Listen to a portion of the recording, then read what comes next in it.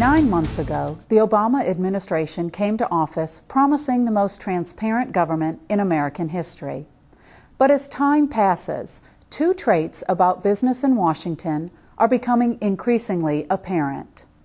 One, there's still plenty of closed-door deal-making that's being kept from the American people.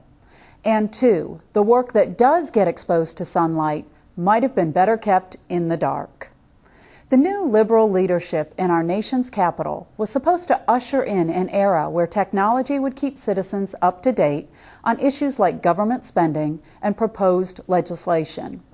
But the reality has been quite the opposite.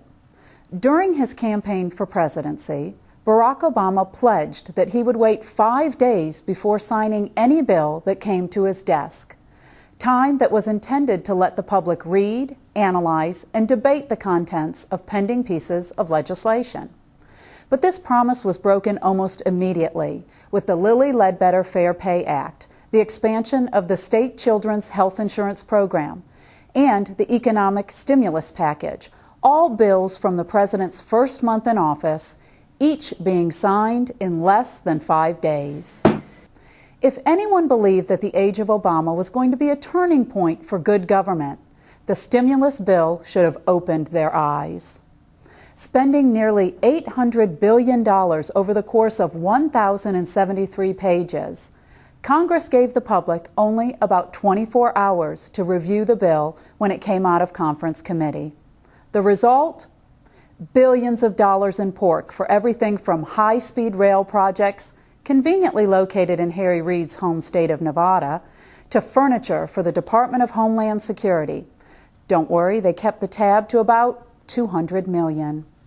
Oh, and unemployment, which the president said wouldn't get above 8% if the stimulus was passed, it was at 9.8% in September. Of course, the stimulus was just the warm-up act. In June, Congressman Henry Waxman of California introduced a 310-page amendment to the House's version of the cap-and-trade bill at 3:09 in the morning, when the final vote on the bill was scheduled for 5:30 that afternoon. As the summer rolled on, President Obama insisted that Congress's work on health care reform be finished before the lawmakers' summer recess, clearly in the hopes that he could have a bill passed before the public had a chance to digest the plan.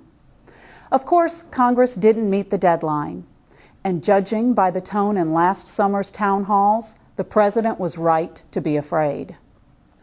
Then there are Obama's claims to be ridding Washington of special interests.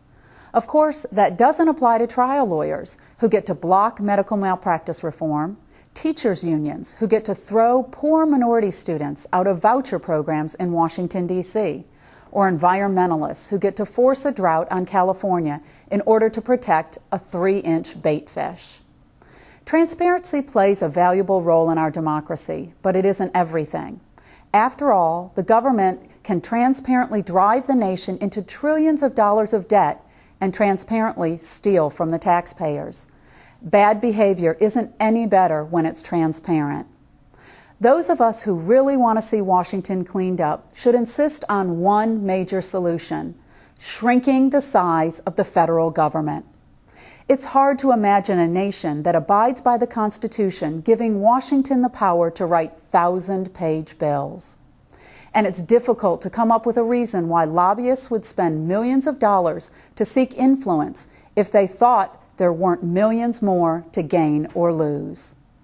The power to create this change lies with you, the American people.